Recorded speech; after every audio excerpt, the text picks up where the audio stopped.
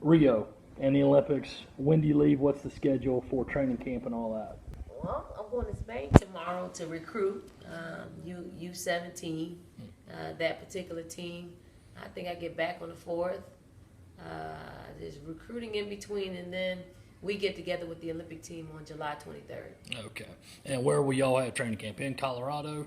We are no. I think we start in L.A. Oh, okay. We start in L.A. and then we come to the East Coast and we go back to the, to the West Coast and then we're off to Rio. I think the 1st of August. Playing some exhibition games, I Yeah, I assume, think that we'll time? play 4. Okay. And is all of that against international competition or just All of WBA it. teams? Well, there's a select team that we're playing against Okay.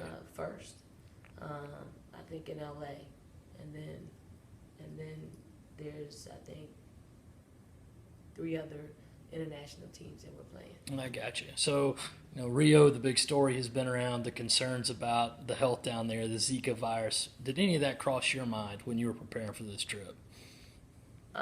No. I mean, it's an Olympic, it's an Olympic Games. In every Olympic Games, there's always some type of controversy that arises. But, if we second guess going, I wouldn't be a 3-time Olympian. I wouldn't participate in a 4th Olympics as a coach. So I think this is just something that always Sure. occurs during the Olympic Games. Have any of the players expressed their concerns about it? Everybody's a go. Okay. Yeah, everybody's a go. Just how does the U.S. plan to handle any potential safety issues that might arise down there? I mean, is it you stay in the Olympic dorm? Do you drink a lot of bottled water? Just how do you kind of handle that in a city as big as Rio? I mean, it's probably going to be the most protected place in the world. How you handle it is, you try to get to as normal routine as possible. A lot of the players play overseas. They play in different countries, so they're used to whatever it is. So they're already in a routine. I think with coaches it's probably a little bit different in that it really isn't our routine, but we'll just we'll listen to the players because they have an upper hand when it comes to playing overseas and doing the necessary safety precautions. When you got the assignment a couple of years ago, right before the Connecticut game, I remember Gino mentioned, it's U.S. women's basketball. Gold is expected. Yep. Don't be coming back here with no silver. So have you already started expressing that to the players, or do they pretty much already know that it's gold or bust? It's what it is. When my first Olympic Games, the only thing I heard was gold or failure, and that's exactly what we say. We've said from back then until now. The players know exactly what's at stake, and that's why they understand that they don't bring anything other than a selflessness and winning basketball games. That's it. And they do a really good job of keeping it professional in that manner. Dawn, we've talked before, and you've spent basically half your life and career involved with Olympic basketball. I think Gino has at least floated the thought that this might be his last go-round. Have they talked to you maybe about succeeding him? Has that even come up about maybe you being the next coach? Yeah, that's never come up. No. And yeah, that's what a committee did to decide, and I think we just need to get through 2016 in Rio. I think that's what's at the forefront at this point, and that's at the forefront at this point with me, and then our team. If that's part of the equation, then then that's what it is. Is that something that you might be interested in Yeah, if it came up in 4 years? Of course, I